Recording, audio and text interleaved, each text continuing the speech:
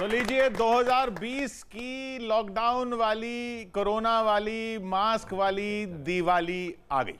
सोचा था दिवाली तक तो सब कुछ निपट जाएगा, लेकिन दिए भी सोशल डिस्टेंसिंग पे लगाने पड़ रहे हैं। बहुत अच्छे। उम्मीद है आपने अपने दिए फुलझड़ियां सब कितने गज की दूरी पे लगानी थी लगा ली होंगी। लपेटे में नेताजी का दिवाली स्पेशल लेकर हम हाजिर हैं। अब लपेटने की जो बात है नेताओं को, वो भ्रम तो हमने बहुत पाल लिया, लेकिन इस भ्रम के जो भ्रम रहे हैं, जिन्होंने ये ज्ञान दिया कि कैसे लपेटा जाता है 4-4 लाइनों में, उन 4 लाइनों वालों को आज हम खुद लपेटने जा रहे हैं।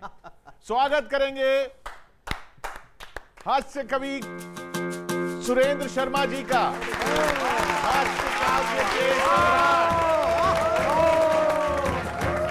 सुरेंद्र जी, बहुत लपेटा आपने दुनिया को, हमने भी आपको लपेटने के लिए बहुत बड़े बड़े वाले बुलाए हुए हैं।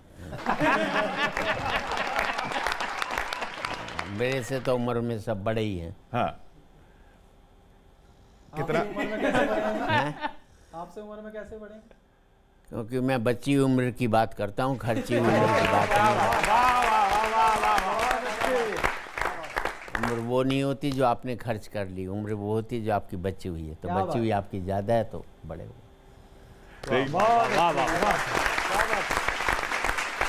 ये पिच सेट कर दी है सुरेंद्र जी ने, अब फिर की आपको घुमानी है कि आज आए हैं लपेटे में हंसी के अवतार। आज आए हैं लपेटे में हंसी के अवतार, सारे देश को दिवाली का मिला है उपहार। वो जो फेमस है ना आपकी, वो जो फेमस है ना आपकी, सुना दो एक बार लाइना 4-4-4।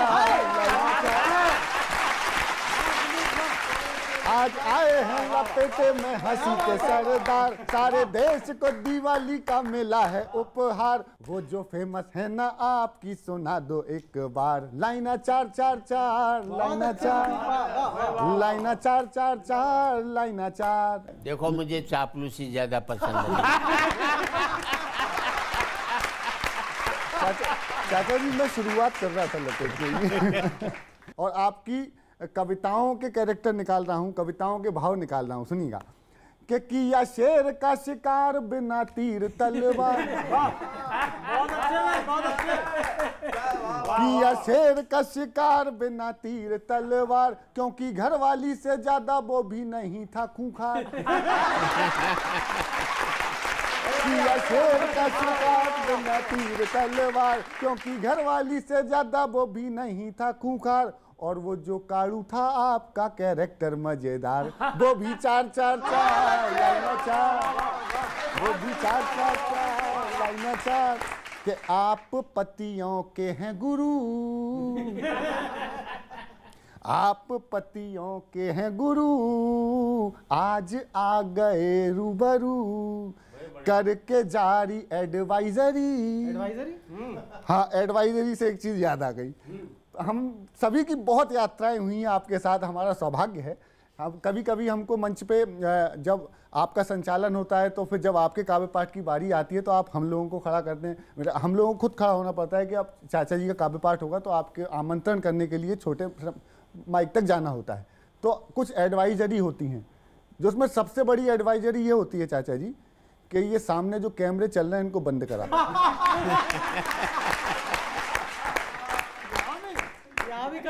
मैं इस चक्कर में पड़ा हूं कि आज आपको आमंत्रित कैसे करूंगा।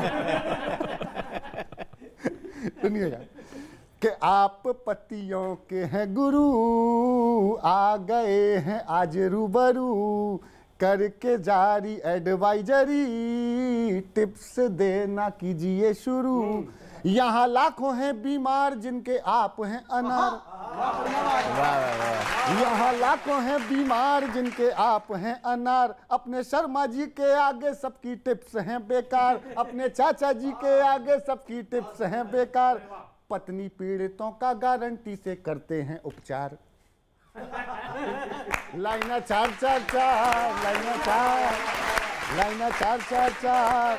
के सारे जग को हंसाना है, मुस्कुराहटें लुटाना है, सारे जग को हंसाना है, मुस्कुराहटें लुटाना है, खत्म ना कभी हो सके आप पर वो खजाना है।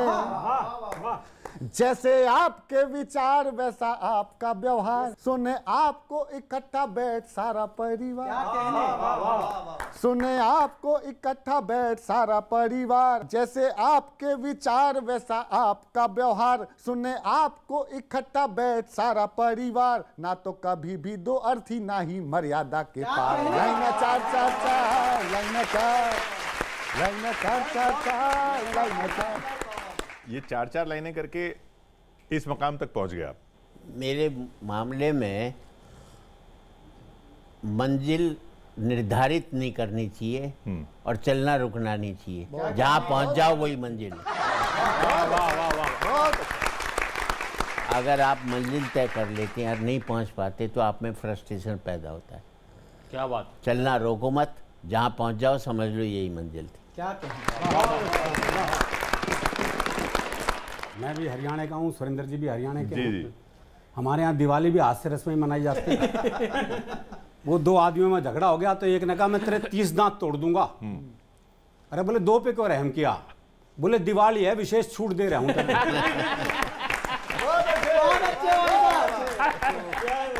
भाई मारे तो भी छूट दी जाती है। मारे तो हरियाणा में ये भी होता है, बोले 2 आदमी लड़ रहे, तीसरा देख रहा, बोले 36 दांत तोड़ दूंगा। तो तीसरा बोल उठा, बोले भाई दांत तो 32 होते हैं। बोले 4 तेरे भी तो तोड़ूंगा जो बीच में दखल गए।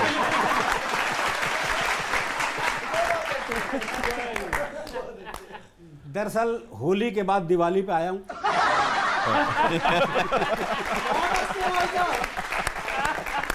और अभी भी कोमा में ही हूँ। होली के बाद से कभी सम्मेलन तो हुए नहीं। तो फिर सुरेंद्र जी से ही बात करी मैंने फ़ोन पे, जितनी बातें हुई तो विचार उन्हीं के हैं, शब्द बस मेरे हैं। तो मैंने उनसे पूछा ये वर्क फ्रॉम होम में क्या कर रहे हो आप? तो इन्होंने वर्क फ्रॉम होम के तहत घर पर ही कविता सुनाई। ना कोई हंसा, ना किसी ने ताली बजाई, ना ही कोई पेमेंट जेब में आई। फिर उन्होंने अपनी दूसरी जेब से पैसे निकाल के खुद को पेमेंट दी। इस तरह वर्क फ्रॉम होम की औपचारिकता पूरी की। एक समस्या और हुई, जब 4-5 महीने हो गए घर में कैद, सिर्फ पत्नी का चेहरा देख देख के क्या स्थिति हो सकती है, और वो भी चाचा जी की। तो मैंने कहा ये कैसा चल रहा है? तो इन्होंने ही बताया मुझे। तो बोले बहुत दिनों से सोच रहा था कुछ अलग ढंग से जिया जाए और किसी महिला मित्र को फोन किया जाए, हाय हाय, वीडियो कॉल किया जाए। तो इन्होंने अपनी सबसे सुंदर महिला मित्र को वीडियो कॉल मिलाया, लेकिन उसने फोन ही नहीं उठाया। थोड़ी देर बाद लैंडलाइन पर उसका फोन आया। इन्होंने फोन ना उठाने का कारण पूछा तो उसने समझाया सारे ब्यूटी पार्लर बंद हैं, सारे ब्यूटी पार्लर बंद हैं, अपना चेहरा नहीं दिखाऊंगी, मैं भी भाभी जी की तरह चुड़ैली लग रही हूं, इसलिए वीडियो कॉल नहीं उठाऊंगी। तो ऐसे कटा है इनका लॉकडाउन। कैसे कटा लॉकडाउन सुरेश जी? मैंने अपने आप को कमरे में लॉक कर लिया ताकि लुगाई का मुंह नहीं देख सके, और आराम से कट गया। ना उसने मेरा देखा ना मैंने उसका देखा।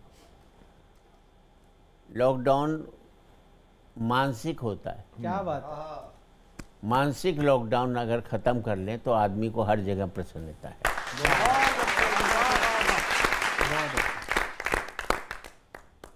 आप सभी जानते हैं, पूरा देश जानता है, पूरी दुनिया जानती है, सुरेंद्र जी हम ब्रह्मांड और जोड़ देश में नहीं, भगवान की पहुंच अभी इतनी मुझे नहीं लगता है कि नहीं हुई कि वो आपको जान सके। सभी जानते हैं कि सुरेंद्र जी हम पतियों के ब्रांड एम्बेसडर हैं और ये खानदानी वैद्य हैं। इनके पिताजी भी बहुत बड़े वैद्य थे और सुरेंद्र जी हमारे देश में जोड़ों के दर्द के इलाज में नंबर 1 समझे जाते हैं। मैं घुटनों वगैरह की बात नहीं कर रहा, शादीशुदा जोड़ों के दर्द की बात कर रहा हूँ।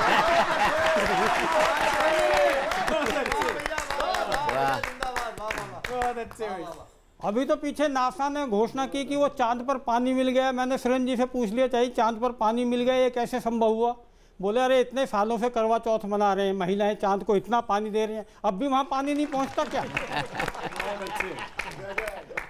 बहुत अच्छे। और सुरेंद्र जी ना वरिष्ठता के हिसाब से हास्य कवियों में के आडवाणी है। अच्छा अच्छा।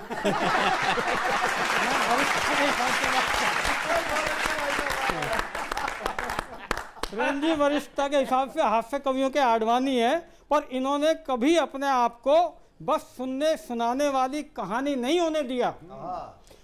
खूब नरेंद्र मोदी आए, अपनी सक्रियता से खुद को कभी अडवाणी नहीं होने दिया। अभी तो मैंने पूछ लिया कि सुरेंद्र जी आपको तो इतना बड़ा नाम है, इतना बड़ा चेहरा है, राजनीति में क्यों नहीं गए? सुरेंद्र जी बोले राजनीति की अजब कहानी है, वहाँ तो घर आए मेहमान को कोई पानी भी ना पूछे और फिर इसी कला को जन संरक्षण बताकर पुरस्कार भी लेना चाहे, तो ये काम तो मैं नहीं कर सकता। तो मैं उनको बहुत बहुत नमन करता हूँ, ये सौभाग्य मानता हूँ कि आप लपेटे में नेताजी में आपने सुरेंद्र जी को बुलाया। तो ऐसा नहीं है कि हमें नेताओं का अभाव हुआ इस बात से, क्योंकि सुरेंद्र जी भी कई मामलों में नेताओं से बहुत बड़े हैं। वो आजकल तो प्याज बड़ी महंगी रही, आपको पता है, जब वो वित्त मंत्री से पूछा निर्मला सीतारमण जी से तो उन्होंने कह दिया मैं प्याज नहीं खाती। बाद में अश्विनी चौबे जी ने भी कह दिया मैं प्याज नहीं खाते। सुरेंद्र शर्मा जी इस मामले में उनसे भी बड़े नेता हैं, वो तो तब कहते हैं जब प्याज महंगी होती है कि हम प्याज नहीं खाते, ये सस्ती कभी नहीं खाते क्योंकि ये सस्ता सौदा करते ही नहीं, और महंगी इसलिए नहीं खाते क्योंकि ये सस्ता सौदा कभी करते ही नहीं, सस्ती कभी खाते नहीं, और महंगी हो जाती है तो खरीद पाते नहीं।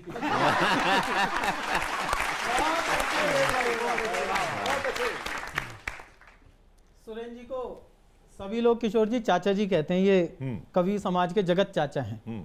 तो अरुण जैमिनी जी की एक कविता है राधे श्याम और सेब। अच्छा।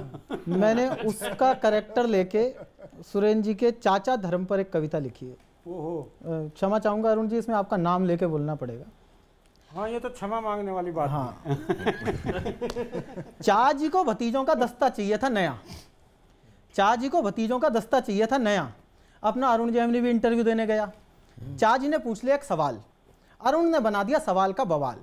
सवाल था, अरुण अगर तुम लाल किला कवि सम्मेलन में बुलाए जाओगे तो कौन सी कविता सुनाओगे? व्यंग्य पकड़िएगा। अरुण अगर तुम लाल किला कवि सम्मेलन में बुलाए जाओगे तो कौन सी कविता सुनाओगे? अरुण बोला आजकल लाल किले पर कविता सुनाता कौन है? क्या बहुत बात अच्छे, है, वाह बहुत अच्छे, वाह। वाह वाह चिराग वाह। अरुण बोला आजकल लाल किले पर कविता सुनाता कौन है, और जो लाल किले पर भी कविता सुनाए उसे लाल किले पर बुलाता कौन? चाचा जी को जवाब में मजा आया। अच्छा। चाचा जी को जवाब में मजा आया, उन्होंने सवाल आगे बढ़ाया, अच्छा किसी गोष्ठी में बुलाए जाओगे तो? अरुण बोला जी गोष्ठी की बात छोड़ दो, गोष्ठी से आप मेरी प्रतिभा का अंदाजा नहीं लगा पाओगे, क्योंकि आप ठहरे बड़े कवि, कविता के लिए गोष्ठी में थोड़ी आओगे। क्या क्योंकि आप ठहरे बड़े कवि, कविता के लिए गोष्ठी में थोड़ी ही आओगे। और शुद्ध हास्य का पंच है, बोले आप ठहरे बड़े कवि, कविता के लिए गोष्ठी में थोड़े ही आओगे, और अगर गोष्ठी में ही जाना पड़े कविता सुनाने के लिए तो आपको क्या चाची बनाया एस्टेसी कराने के लिए?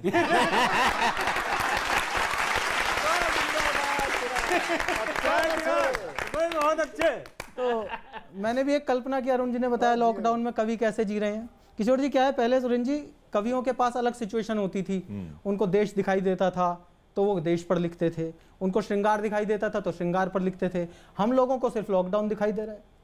तो ये मैंने कल्पना की कि उन बड़े कवियों के पास अगर लॉकडाउन की सिचुएशन होती, उन्हें घर में रहकर घरवाली के आदेश पर काम करने पड़ते, तो कौन कौन कवि क्या क्या काम करता, उन्हीं की शैली में एक सिचुएशन सुनाता हूँ। सबसे पहले मैथिली शरण गुप्त जी, उनकी भाषा शैली से आप परिचित हैं।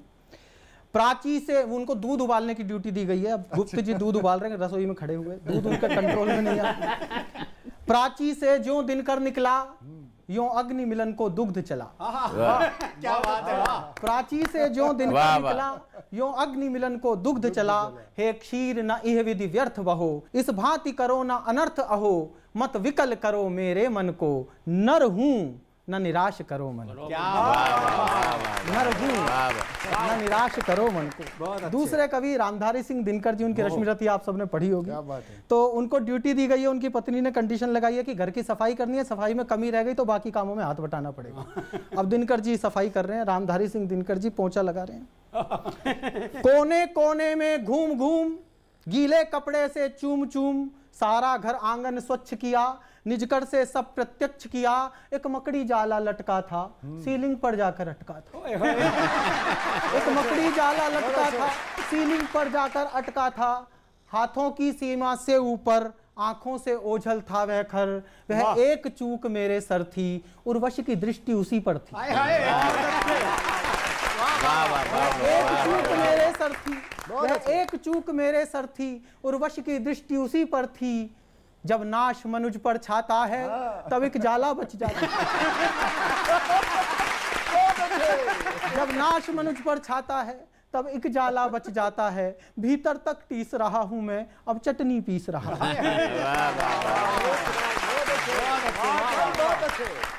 अगले कवि हैं इसमें काका हाथरसी, जो हम सब कवियों की हालत हुई। हमारे ये कपड़े जिन पर कलफ लगा के ड्राई क्लीन करा के रखे जाते थे, वो हमारी तरह कोने में पड़े थे घर में, कोई उन्हें पूछ नहीं रहा था। तो काका को अपने कपड़ों पर दया आई और वो अपने कपड़े इस्त्री करने लगे। अब काका की शैली में काका इस्त्री कर रहे हैं। आदमी जब काम करता है तो वो क्या कर सकता है? किसी काम ना आ रही सम्मेलन की ड्रेस,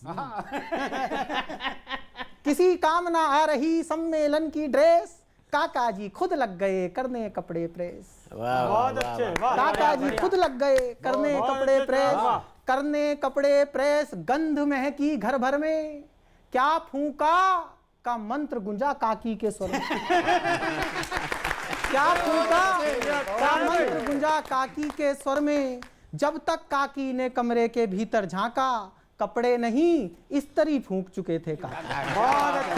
कपड़े नहीं इस्त्री फूंक चुके थे काका। इसमें अगले कवि हैं गोपाल दास नीरज जी।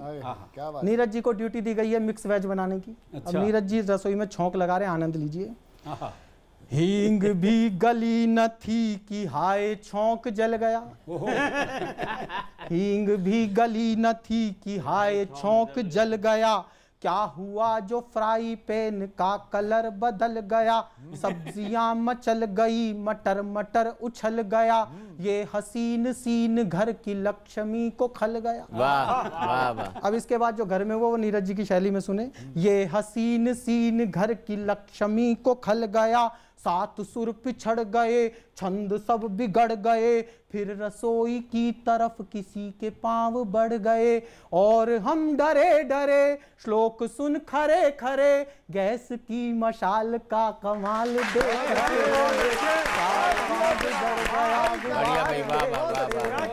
बहुत अच्छे चला। और इस श्रृंखला के अंतिम कवि हैं ओम प्रकाश आदित्य जी। शुद्ध हरियाणा के आदमी थे। उनको ऐसे काम बिगाड़ने की कोई जरूरत नहीं थी। वो सीधे कह सकते थे कि नहीं करूंगा मतलब नहीं करूंगा। तो उन्हीं की शैली में उन्होंने साफ साफ धमका दिया कि नहीं करूंगा, कि काम ना करूंगा कोई हाथ ना बटाऊंगा मैं, मेरे हिस्से कोई काम डाल नहीं सकती। अच्छा, काम ना करूंगा कोई हाथ ना बटाऊंगा मैं, मेरे हिस्से कोई काम डाल नहीं सकती। काव्य की अनन्य प्रतिभा से मैं दमकता हूँ। प्रतिभा ये कपड़े खंगाल नहीं सकती। प्रतिभा ये कपड़े खंगाल नहीं सकती। भाव में पगा के शब्द काव्य भोग भोगता हूँ। भाव में पगा के शब्द काव्य भोग भोगता हूँ। लेखनी ये दाल तो उबाल नहीं सकती। घर से निकालेगी तो थाने चला जाऊंगा मैं, मुझको तू घर से निकाल नहीं बात समझ में नहीं आया। आप ये लॉकडाउन में कवियों की स्थिति सुना रहे थे, लॉकडाउन में। और आपकी भी यादें ताज़ा कर दी होंगी चिराग ने, कि हमारी भी, हम श्रोताओं के रूप में यादें ताज़ा करती इतने सारे कवियों के नाम लेके। और आदित्य जी, अब तो चेकोस्लोवाकिया रहा ही नहीं, लेकिन पर आपने आदित्य जी के साथ पढ़ा। काका जी थे, हुल्लड़ जी होते थे, शैल जी होते थे। उस जमाने के कवि सम्मेलन और अब ये, इनमें क्या फर्क है? आज काल में तब की फर्क ये थी कि तब संकट पर कविता लिखी जाती थी। आजकल कवि लोग कविता के जरिए संकट पैदा करते हैं।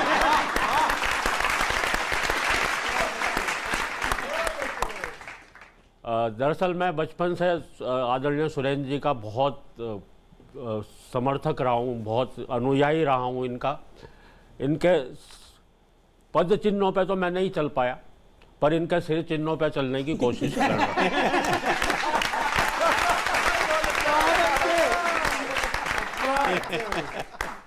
हूँ। कवि सम्मेलन में जाते हैं, कभी हुट हो जाता तो वो क्या सोचता है उसके मनोभाव पर मैंने एक कविता लिखने की। बहुत अच्छा। आत्मकथा। हाँ, इसे ये मेरी नहीं, सबकी आत्मकथा है। वो बोला, लो सुनो, मेरी कविता का शीर्षक है स्नान। मैं समझ गया क्यों हुट हुआ होगा। भयंकर सर्दी के मौसम में पब्लिक को स्नान की कविता सुनाई। बोले, राम लक्ष्य से नहाता है, रहमान लक्ष्य से नहाता है। मैंने कहा वाह वाह, क्या पंक्तियां जोड़ दी यार, तुमने तो शुरू में ही ऊंची ऊंची छोड़ दी। वैसे अच्छा किया जो तुमने दोनों को लक्ष्य से ही नहलाया। अरे एक को भी हमाम या लिरिल से नहलाते तो बच्चू तुम्हारी इस कविता पर ही शहर में दंगे हो जाते। तो बच्चू तुम्हारी इस कविता वह उत्साहित होकर बोला, अभी तो देखते जाओ इसमें सिख और ईसाई भी ना आएंगे। लो सुनो, राम लक्ष्य से नहाता है, रहमान लक्ष्य से नहाता है, बंता सिंह भी लक्ष्य से नहाता है। इसके बाद भी अगर साबुन बच जाता बंता सिंह के नहाने के बाद कितना साबुन बचेगा।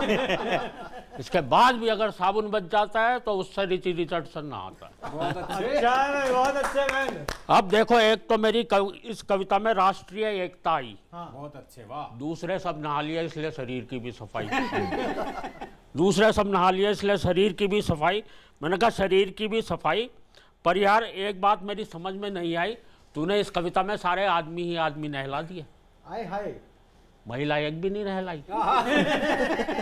तभी तो तेरी कविता यहाँ पे हो गई रिजेक्ट। भला आदमियों का आदमियों के नहाने में क्या इंटरेस्ट। वाह भाई वाह। वैसे मुझे तुम्हारी इस कविता में नहाने की अपार संभावनाएं नजर आ रही हैं। अच्छा, ऐसा करो, इस कविता में थोड़ा पॉलिटिकल टच लाओ। हाँ, ऐसा करो, कुछ राजनेताओं को नहलाओ। शुरुआत अपनी दिल्ली से ही करो। जैसे दिल्ली में श्री केजरीवाल जी को नहलाओ। मैं बोला यार केजरीवाल जी को नहलाओ, गजब हो जाएगा, साबुन तो उनकी आंखों में ही रह जाएगा और पीछे से मनोहर लाल खट्टर पानी बंद कर जाएगा।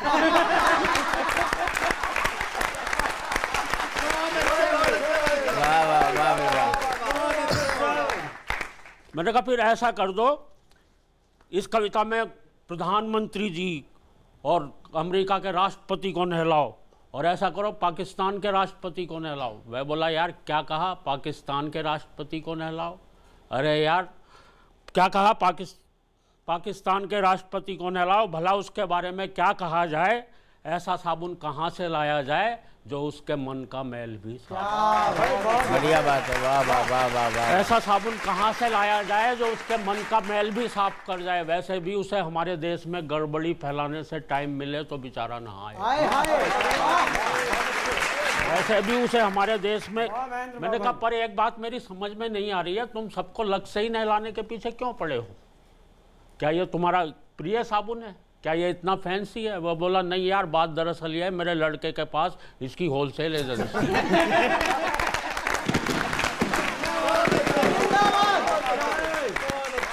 तभी मेरे अंतरतम से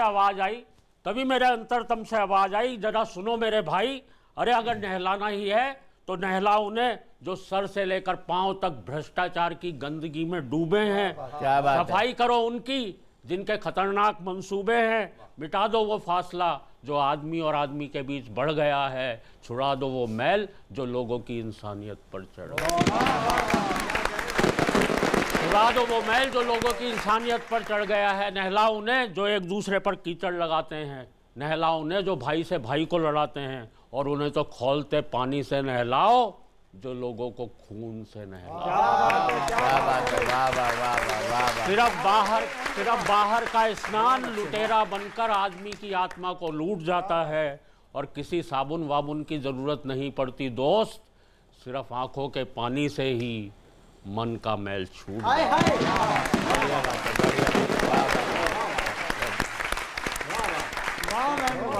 सुरेश जी, जब आप ये कवियों की बात चल रही है और कवि भी कवियों की ही बात कर रहे हैं, तो आप जब ये कवि सम्मेलन के लिए, कवि सम्मेलनों के लिए लोगों को चयन करते हैं तो क्या देखते हैं? मतलब इस कवि को बुलाया जाए, जैसे मैथिली चरण जी की बात की इन्होंने, वो सब तो बड़े बड़े कवि थे, सियाराम चरण जी को। एक देखता हूँ, कोई भी कवि ऐसा नहीं हो जो आदमी को आदमी से तोड़ने की बात करे। क्या बात है, आदमी को आदमी से जोड़ने की, सब तोड़ रहे हैं मुल्क को। राजनेता हो, धर्म हो, जितनी भी सेवाएं सब तोड़ने पर लगे। अगर हम भी तोड़ने की बात करने लग जाएंगे तो मुल्क किसकी ओर निहारेगा कि यार जोड़ने की बात कौन करे इसमें। बहुत अच्छा।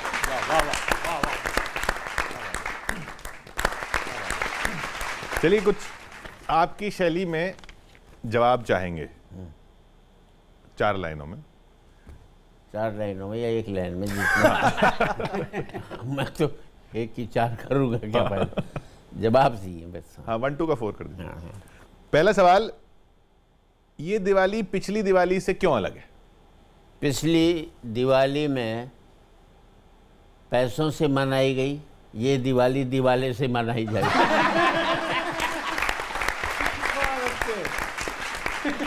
अच्छा, ये सब लोग आपसे पूछते हैं कि भाई सुरेंद्र शर्मा दुनिया को हंसाते हैं, लेकिन उस वक्त खुद क्यों नहीं हंसते हैं? मेरा मानना है इसके 2 वजह। एक तो मेरी रेपुटेशन ही ऐसी है कि मैं घर में मुस्कुरा भी दूं तो घरवाली पूछती क्या बात है, आज तबीयत खराब है कि?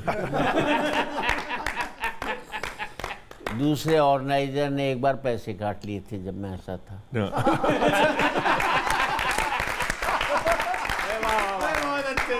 और सीधी तीसरी सबसे बड़ी बात यह है, हर व्यक्ति को कोशिश ये करनी चाहिए कि दूसरों को हंसाए, ना कि खुद हंसे। अगर हर व्यक्ति दूसरे को हंसाने में लग जाएगा तो सारी समस्याएं हल हो जाएंगी। हरियाणा का हर आदमी हर बात का उल्टा जवाब क्यों देता है? उल्टा जवाब इसलिए देता है कि सीधा जवाब दे दे तो फिर हरियाणा क्या रहा। तो अरुण जी, नहीं, मैं तो ये कहता हूँ उल्टे जवाब देते हैं लोग, सवाल उल्टे करते हैं। हाँ, लोगों के सवाल उल्टे होते हैं, उल्टे जवाब नहीं होते उनके। हाँ। वो एक बूढ़ा बैठा बीड़ी पी रहा था तो एक ने पूछ लिया, बोले ताऊ बीड़ी पीवा है? अब कायदे से सवाल गलत। हाँ। भाई जब तुझे दिख रहा है वो बीड़ी पी रहा है,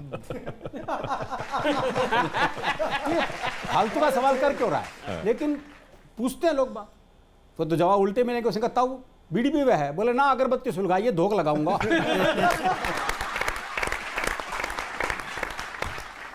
सुरेंद्र शर्मा चुनाव क्यों नहीं लड़ते? मैंने देश की जनता को प्यार से जीत लिया है तो लड़कर जीतने की क्या है?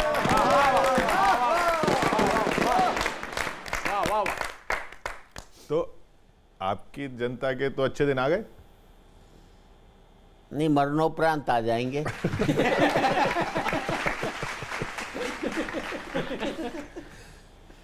वो कहते हैं जब भगवान अकल बांट रहे थे तो सुरेंद्र जी कहाँ खड़े थे? लाइन में। उसमें आपने ध्यान से नहीं देखा होगा, वो भगवान की शक्ल में मैं ही दिखाई देता। मैं बहुत पीछे खड़ा था ना, दिखा नहीं।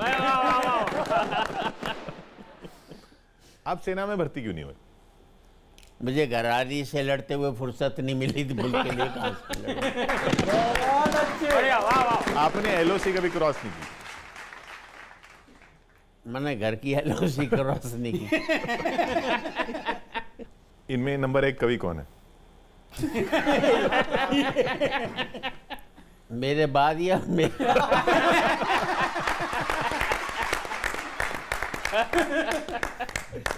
इश्क के दाग सब बराबर हैं। हाँ। इसमें छोटा बड़ा नहीं होता। बात है, बहुत अच्छे, वाह, बढ़िया। हरियाणा से सवाल है अरुण जी का ही कि भाई बहस में पत्नी को कैसे हराया जाए? बहस में पत्नी को कैसे हराया जाए? उसके अपने सास ससुर की साले की तारीफ करने लग जाओ। वो कभी भी आपको हराएगी नहीं, वो जीतती बहस ही रहेगी। नहीं करेगी। जबलपुर से सुदीप भोला जी का सवाल है, हाँ, ये अपनी लंबाई का क्या फायदा उठा सकते हैं? पहली मंजिल पर जो लुगाइयाँ सो रही उन्हें ताक सकता है।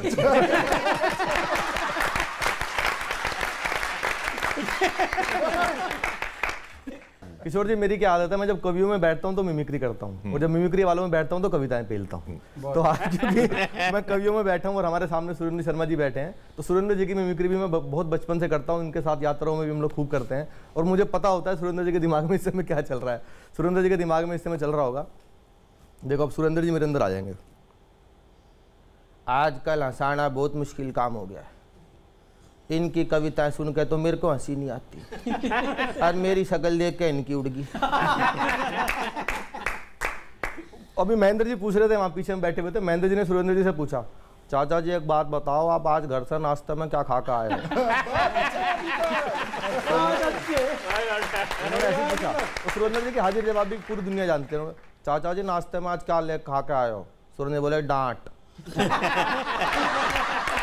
मतलब दादा का कोई जवाब नहीं है। एक बार बड़ा फेमस किस्सा है कवि सम्मेलन का, एक आदमी आया एक कवि सम्मेलन के बाद, पैर छुए, बोला सर नमस्कार। हाँ नमस्कार। सर पहचान लिया? हाँ पहचान लिया। अच्छा वो पीछे ही पड़ गया, बोला सर दिल्ली में मिले थे? हाँ पहचान लिया। बोला सर बताओ कहाँ मिले थे? कति जलील हो गया मन गा के।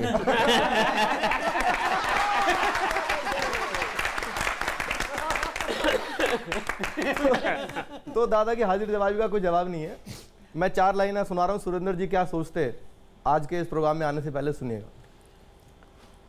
न्यूज़ 18 से फोन आया, बोला थाने लपेटे में आना है, कितना पेमेंट भिजवाना है? मैं बोला अरे ऐसी बात है, मैं तो चाहे सारा दिन जुला लो, 7 महीने से घर पड़े हैं, फ्री में ही बुला लो। और सुरेंद्र जी के जवाब वाकई बहुत सटीक होते हैं। कई सारे राजनेता मेरे सपने में आए, मैंने देखा वो सुरेंद्र जी से सवाल कर रहे हैं और दादा का वही 1 लाइनर जवाब। राजनाथ सिंह जी से दादा की बात हुई, राजनाथ सिंह जी ने बड़ा गंभीर सवाल पूछा देश के बारे में और सुरेंद्र जी ने कितने मजे मजे में उनको जवाब दिया। राजनाथ जी ने पूछा, मैं समझता हूँ सुरेंद्र जी, जहाँ तक प्रश्न चाइना का है तो हमने राफेल को तिलक लगा दिया है। अब राफेल को तिलक लगाने की जरूरत नहीं है, उसमें चाबी लगा और स्टार्ट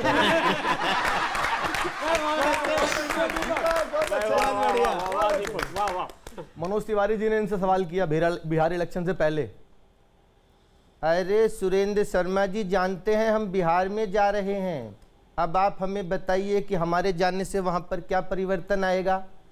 जहां जहां चरण पड़े संतन के वहां वहां बंटा ढाल।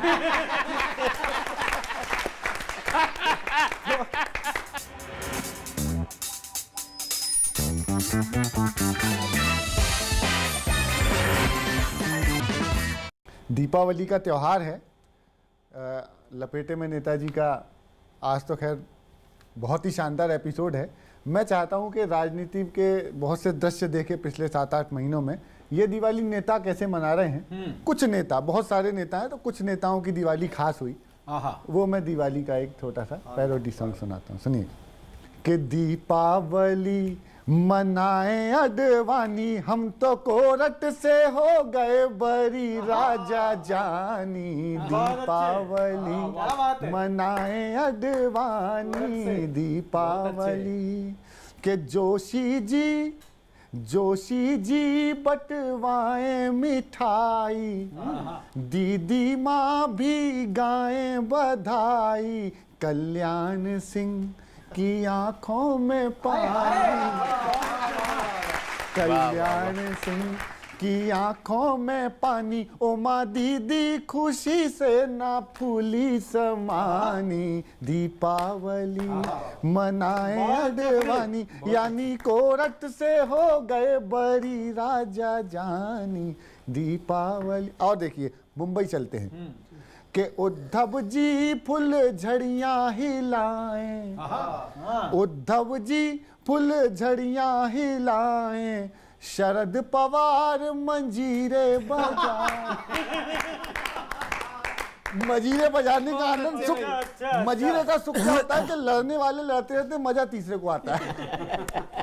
कि शरद पवार मजीरे बजाएं, कंगना की दी कंगना की दी बाल कनिया गिरानी और राउत करें जय शिवा जय भवानी। दीपावली मनाए वाह भाई वाह वाह। दीपावली। और देखिएगा कि मोदी जी राफेल उड़ाएं, मोदी जी राफेल उड़ाएं, राहुल सुतली बम्ब जलाएं, राहुल सुतली बम्ब जलाएं। जनता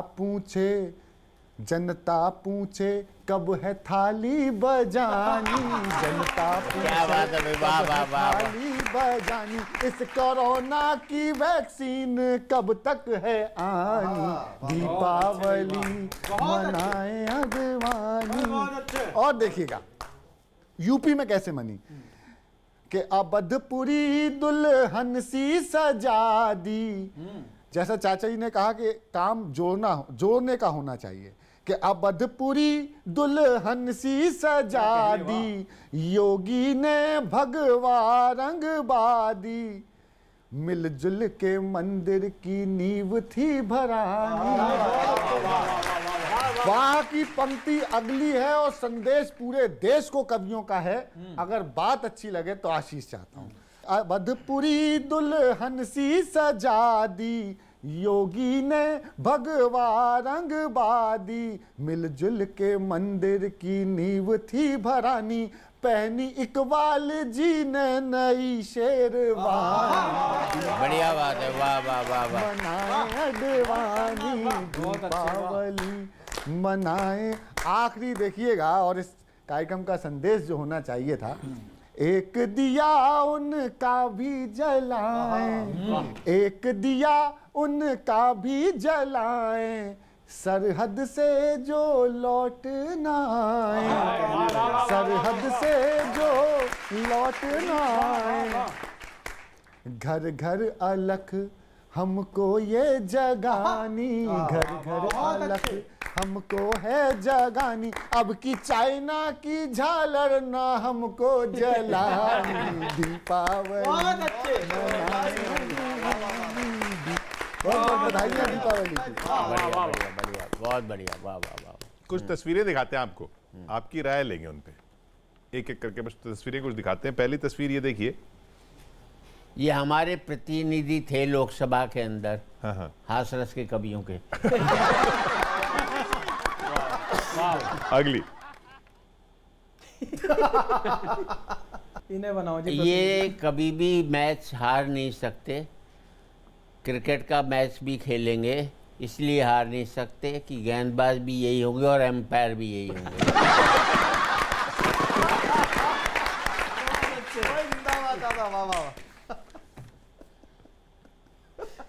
ये जीत नहीं सकते। नहीं, ये क्रिकेट की टीम में तो शामिल हो जाते हैं, पर 14वें खिलाड़ी होते हैं। बाहर में भी नहीं।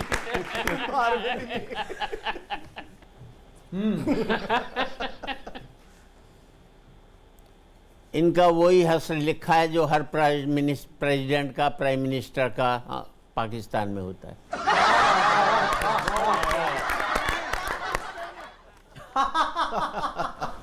ये आई रुचि की बात। छोड़ो, कोई जवाब नहीं देना, देखने दो ना।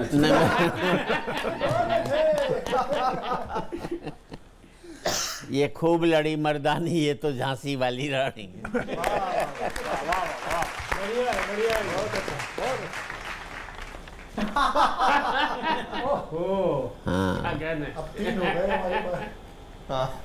जरा कठिन है लेकिन फिर भी बता दूं, मुकद्दर मेहरबान तो गधा पहलवान। क्या बात है दादा, वाह वाह वाह वाह वाह वाह। पूरा जो साल 2020 का बीता है, बस 2021 जो है, 20 जो है, जो दे कर के गया है, 21 जब जाए तो हमें जायदाद देकर जाए, ना कि कर्जा दे कर के जाए। एक कविता मैं आपको समर्पित करना चाहता हूँ। हास्य की कविता है भरपूर, आप भी आनंद लें। भगवान भगवान किसी को ऐसा सपना ना दिखाए जिसमें मल्लिका शेरावत भगवान को प्यारी हो जाए। देखो मैं बता दूं, क्लियर बता दूं, मैं सपनों की बात कर रहा हूं, वो बिल्कुल ठीक ठाक हैं, सही सलामत हैं। आप अपनी उम्मीदें कायम रखें। जिनकी बच्चियों भगवान किसी को ऐसा सपना ना दिखाए जिसमें मल्लिका शेरावत भगवान को प्यारी हो जाए, पर मैंने देख लिया जनाब, और देखते ही ऐसा सदमा लगा था, यमराज को एक यमदूत इमरजेंसी में मेरे लिए भेजना पड़ा था। ओहो। कवियों का हीरोइनों पर मरने का यह पहला प्रयास नहीं था। मैं तो इस मामले में 20वें नंबर पर खड़ा था, पर मरकर एक बात मेरी समझ में आ गई, मधुबाला के मरने के बाद सुरेंद्र शर्मा जी को अटैक क्यों पड़ा था। मधुबाला के मरने के बाद सुरेंद्र शर्मा जी को अटैक क्यों पड़ा था। इन्हें तो डॉक्टरों ने बचा लिया, इसलिए आज तक डॉक्टरों को कोसते हैं। अरे हत्यारो, मधुबाला ऊपर चली गई और तुमने मुझे नीचे ही रोक लिया। वाह वाह वाह वाह। एक डॉक्टर बोला, शर्मा जी अगर ऊपर जाकर भी आपको मधुबाला नहीं मिलती तो आपका दिल नहीं टूटता। शर्मा जी बोले, मधुबाला जाए भाड़ में, घर में जो ललिता पवार बैठी है उससे तो पीछा छूट गया।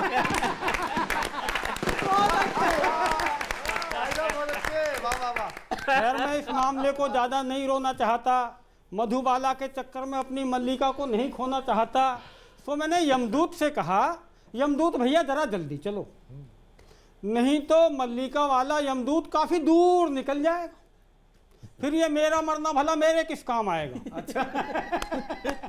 यमदूत चौंका, बोला मल्लिका भी आज ही मरी है क्या। मैंने कहा हाँ। सुनकर वह रोने लगा।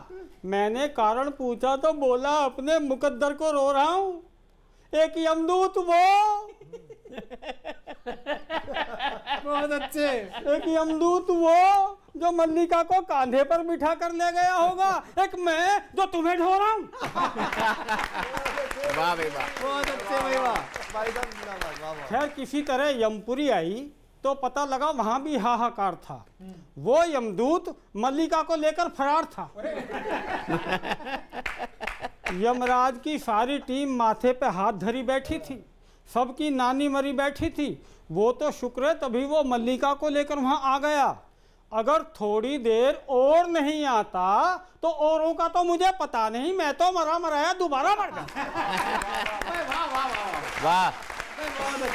यमराज ने पूछा, अरे मूर्ख, इतना समय कहाँ लगाया। यमदूत ने बताया, इनका मन बहला रहा था, इन्हें घुमा फिरा टहला रहा था। यमदूत के मल्लिका को घुमाने पर यमराज अंदर ही अंदर जला। आज उसे पहली बार अपना यमदूत न होकर यमराज होना खला। फिर झेप मिटाते हुए मल्लिका से बोला, फील मत करना मल्लिका। वाह वाह वाह वाह वाह वाह। फील मत करना मल्लिका, मैंने तो गैराज से भैंसा निकालकर स्टार्ट भी कर लिया था। पर तभी चीफ यमदूत ने टोक दिया, पद की मर्यादा की दुहाई देकर रोक दिया, वरना तुम्हें लेने मैं खुद जाता, और ये तो तुम्हें यहाँ लेकर आ भी गया, मैं कभी नहीं आता। क्या बात है, वाह वाह वाह वाह। सुरेंद्र जी, आपसे तो लेकिन हम दिवाली गिफ्ट लेके रहेंगे। अब ये आपका ही टाइम है, आपको सुने बिना कैसे चले जाएंगे। तब कोई फर्क नहीं पड़ता इस देश में राजा रावण हो या राम। क्या बात। कोई फर्क नहीं पड़ता इस देश में राजा रावण हो या राम। जनता तो बेचारी सीता है। रावण राजा हुआ तो वनवास से चोरी चली जाएगी, और राम राजा हुआ तो अग्नि परीक्षा के बाद फिर वनवास में भेज। और कोई फर्क नहीं पड़ता इस देश में राजा कौरव हो या पांडव। क्या कहने। जनता तो बेचारी द्रौपदी है। कौरव राजा हुए तो चीरहरण के काम आएगी, और पांडव राजा हुए तो जुए में हार जाएगी। और कोई फर्क नहीं पड़ता इस देश में राजा हिंदू हो या मुसलमान, जनता तो बेचारी लाश है। हिंदू राजा हुआ तो जला दी जाएगी और मुसलमान राजा हुआ तो दफना दी। बहुत बहुत शुक्रिया। बहुत बहुत धन्यवाद।